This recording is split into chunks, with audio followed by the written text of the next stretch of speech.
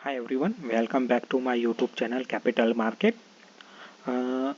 जैसे कि कल हम लोगों ने अपने जो previous technical analysis Nifty bank का वीडियो था वहाँ पे ऑलरेडी डिस्कस किया था कि 49,050 से लेकर 49,300 हमारे पास एक रेजिस्टेंस अवेलेबल है। वहाँ पे मार्केट जाके एक बार रुक सकता है, लेकिन हम लोगों ने फिर भी यही डिस्कस किया था, वेट कर सकते हैं हम लोग का, क्योंकि यहाँ पे हम लोग अगर शॉर्ट किए तो ट्रैप हो सकते हैं, क्योंकि निफ्टी बैंक चला है लेकिन निफ्टी नहीं चला है, तो शायद निफ्टी ड्रिवन कर सकता है निफ्टी बैंक को। इसलिए हम लोगों ने बात किया था कि शॉर्ट के लिए अवॉइड कीजिए। अगर नहीं मिलता है तो कोई दिक्कत नहीं, यहाँ पे आप लोग सेफ रहना बहुत इंपॉर्टेंट है, क्योंकि सेलर के लिए न्यू फ्रेश सेल करने बहुत ही डिफिकल्ट है इसी लेवल पे, क्योंकि हम लोगों को एक बाउंस बैक मिल सकता है, या तो फिर हमारा जो प्रॉपर लेवल है 47,800 वो ब्रेक होने दीजिए, फिर हम लोग बाद में सोच सकते हैं।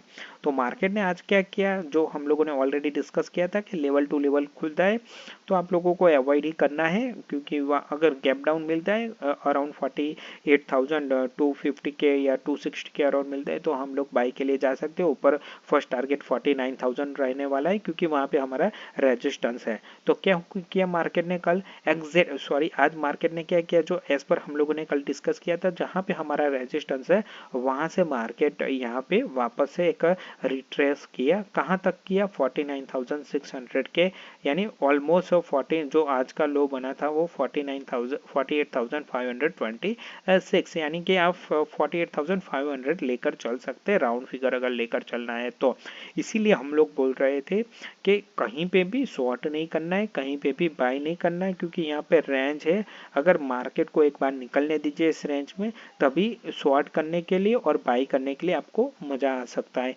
क्योंकि कल क्या है कि ये रेंज ऐसी है कि नो ट्रेडिंग जोन ही मैं बोल सकता हूँ, उसमें फिर भी मैंने कल बात किया था, फिर भी किसी को रिस्क लेना है तो 49,500 या 49,050 के आसपास आप लोग जा सकते हैं। 200-250 स्टॉप लॉस रखिए, 1:2 रेशियो आपका होना चाहिए। तो जिसने भी यहाँ पे हम रिस्क लिया है उनको एक रिवॉर्ड मिला है।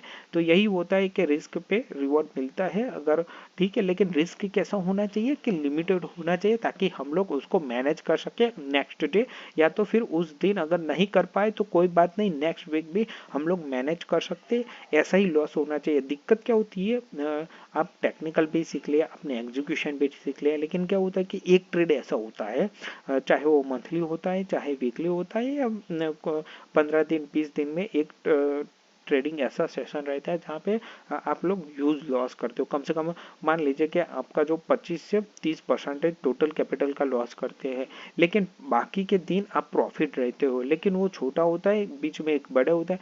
जब हम नेट टू नेट करने जाओगे तो ब्रोकरेज प्लस कॉस्ट वो सब मिला के आप वहीं पे खड़े होगे, या तो फिर थोड़ा जो अपना कैपिटल से थोड़ा लूज किया होगा, तो उसमें क्या होगा ना, आपने कुछ पाया और ब्रोकर कमा गया। तो यही दिक्कत होती है। तो बीच में नहीं भी ट्रेड करना है, नहीं मिलेगा तो चलेगा, लेकिन क्वालिटी ट्रेड फाइंड कीजिए, ना कि क्वांटिटी ट्रेड पे जाइए, ठीक है। तो कल के लिए मैं वापस से बोल रहा हूँ कि जहाँ पे क्लोजिंग की है 48,783 के आसपास क्लोजिंग की है, मेरे हिसाब से अभी भी यहाँ पे कोई बाइंग और सेलिंग जोन नहीं बनता, आप ट्रैप हो सकते हैं। फिर भी अगर बाइंग के लिए भी फिर भी एक सेटअप दिखता है, अगर मान लीजिए कि लेवल टू लेवल और कैप डाउन खुलता है 48,500 के अराउंड, तो आप लोग यहाँ पे 48,300 के आसपास एक चांस ले सकते हैं। 150-200 पॉइंट का स्टॉप लॉस रखना है, और 49,000 के लिए फर्स्ट टारगेट के लिए आप जा सकते हैं। अगर मान लीजिए कि कल गैप डाउन खुलता है और 48,200 के नीचे खुलता है, उस केस में आप शायद सेलर एक बार के लिए एक्टिव हो सकते हैं, वहाँ पे एक आप छोटा सा रिस्क ले सकते हैं। 150 या 200 का स्टॉप लॉस लेकर नीचे 47,750, या वो भी ब्रेक होता है तो फिर आप लोगों को मार्केट 47,450 को देखने को मिल सकता है। यहाँ पे सपोर्ट है, तो एक अच्छा मौका हो सकता है। अगर बायर को भी यहाँ पे एक अपॉर्चुनिटी मिल सकती है, अगर बड़ा गैप डाउन खुलता है 48,250 या 200 के नीचे, तो यहाँ पे भी आप लोग एक बार के लिए 47,830 के आसपास एक बार के लिए चांस ले सकते हैं। यहाँ पे शॉर्टर थोड़ा सा प्रॉफिट करके निकल सकते हैं, या तो कंसोलिडेट होता है या तो ट्रेल कर लीजिए। अगर आपके फेवर में गया तो आपका बहुत अच्छा मुनाफा हो सकता है। बायर के लिए फिर भी एक चांस बनता है 47,780 या 800 के आसपास, आप यहाँ पे एक चांस ले सकते हैं। और अगर बड़ा गैप डाउन होता है 48,200 के बिलो, बड़ा गैप डाउन होता है मान लीजिए सॉरी बड़ा गैप अप होता है 49,300 के अबव, तो आप लोगों को क्या करना है 49,000 तक, 49,100 तक आप लोगों को 150 तक आप लोगों को वेट करना चाहिए रिट्रेस का। 150 पॉइंट स्टॉप लॉस रखिए और ऊपर के लिए आप जाइए 50,000 आपका फर्स्ट टारगेट रहना चाहिए। और मान लीजिए कि 49,300 के अबव ही मार्केट खुलता है तो मेरे हिसाब से जो शॉर्टर है डाउन साइड प्ले करने वाले वो प्लेयर को मार्केट में से दूर रहना चाहिए, क्योंकि उसमें खतरा ज़्यादा हो सकता है, क्योंकि मार्केट आपको एक वापस एक रैली दिखा सकता है। तो फिर आप लोगों को एक राइट अपॉर्चुनिटी का ही वेट करना पड़ सकता है। तो मेरे हिसाब से अभी जो मार्केट है सेलर वेट कीजिए, फ्रेश सेल नहीं करना चाहिए मेरे हिसाब से। लेवल आने दीजिए एक बार 50,800 या 50,500 के आसपास आने दीजिए, वापस आप लोगों को एक अपॉर्चुनिटी ग्रैब करने को मिल सकती है। तो मेरे हिसाब से यहाँ पे एक आप लोगों को सेलर के लिए अभी मार्केट में स्पेस नहीं है फिलहाल, फ्रेश शॉर्ट के लिए। बायर के लिए फिर भी है, क्योंकि यहाँ पे एक जो नीचे सपोर्ट है 48,400 से लेकर 200, और इसके बाद नीचे भी एक है 47,800 से 47,870 के आसपास, यहाँ पे भी छोटा डिमांड क्रिएट हुआ है, तो यहाँ से भी एक बाइंग आ सकती है। और लास्ट जो होप रहेगा जहाँ पे बायर को फाइट करनी है अगर ये लेवल बचाने, तो वो है 47,450 से लेकर 47,300। ये एक ऐसा लेवल है जहाँ पे बायर को मस्ट फाइट करना ही पड़ेगा, अदरवाइज मार्केट में से वो लोग ग्रिप कर चुके हैं। लेकिन जितना जो पेन पॉइंट है, जैसे कि पेन पॉइंट मेरा कहने का मतलब है जैसे आप 50,800 से जैसे जैसे दूर जाने वाले हो, तो क्या होता है कि मार्केट में नए नए रेजिस्टेंस क्रिएट होते जाएंगे। फिर वापस से मार्केट नो जब मार्केट रिकवर करेगा तो वो सारे रेजिस्टेंस फेस करने पड़ेंगे। जैसे जैसे 50,000 से दूर होता जाएगा मार्केट 50,800 से भी, तो फिर मार्केट में और दिक्कत आ सकती है। उस केस में मार्केट को रिकवर करने में बहुत टाइम लग सकता है, क्योंकि इसमें क्या है कि जैसे जैसे वो दूर होता जाएगा नए नए रेजिस्टेंस ऐड होते जाएंगे, जो ऑलरेडी सपोर्ट है वो भी ब्रेक होते जाएंगे, तो मार्केट में दिक्कत हो सकती है। या तो फिर क्या हो सकता है एक वाइल्ड स्विंग, मैं ऑलरेडी डिस्कस कर चुका हूँ कि वाइल्ड स्विंग में मार्केट फंस सकता है ना। आप बहुत वाइल्ड स्विंग होगा वो इंट्राडे ट्रेडर के लिए अभी मार्केट मेरे हिसाब से 2025 अगर जो 2021 से जो 2024 तक जिसने भी पैसा बनाया वो स्विंग ट्रेड वालों ने बनाया, इसमें कोई दोहराई बात नहीं है। जिसने भी स्विंग ट्रेड किया, ब्रेकआउट पे किया या मूविंग एवरेज पे किया या कोई भी स्टॉक ले लिया, चाहे जो भी सिस्टम हो, लेकिन उन लोगों ने पैसा दबा के बनाया, नो डाउट स्विंग ट्रेड ने बनाया है।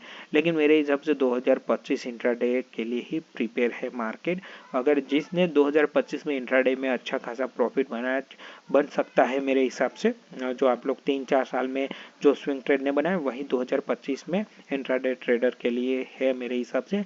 वहाँ पे आपके लिए एक अच्छा अपॉर्चुनिटी है, लेकिन आपको क्या करना है थोड़ा धीरज रखना पड़ेगा और क्या करना पड़ेगा क्वालिटी ट्रेड फाइंड करने पड़ेगा, रिस्क रिवॉर्ड अच्छा रखना पड़ेगा। 1 जैम 3 1 जैम 4 बड़े पॉइंट के लिए आप लोगों को टारगेट बनाना पड़ेगा, तब जाके आपको 2025 मेरे हिसाब से आपका फुल इंट्राडे में पैसा बनने वाला है। चाहे जो भी हो, वीकली एक्सपायरी काफ़ी ख़त्म कर दी, कोई दिक्कत नहीं है। लेकिन जो मेरे हिसाब से 2 भी एक्सपायरी है आपके पास, वीकली और मंथली में भी है, ऐसा नहीं है कि ठीक है लास्ट वीक आप पूरा पैक रहने वाले। तो मेरे हिसाब से इंट्रा डे ट्रेडर 2025 प्रिपेयर रहिए अपने आप को, मेरे हिसाब से बेस्ट ये रहने वाला है 2025 आपके लिए। स्विंग ट्रेड के लिए भी नहीं होगा, शायद इन्वेस्टर के लिए मैं बात नहीं करूंगा, क्योंकि उसमें मेरा ज़्यादा एक्सपीरियंस भी नहीं हुआ। और क्या है मैं बोलूँ तो वहाँ पे एक फंडामेंटल है, तो फंडामेंटल में एक दूसरा ही चीज़ रहता है। स्विंग ट्रेड और जो इंट्रा डे है वो सेम टू सेम ही रहता है मेरे हिसाब से, कोई उसमें मेजर नहीं,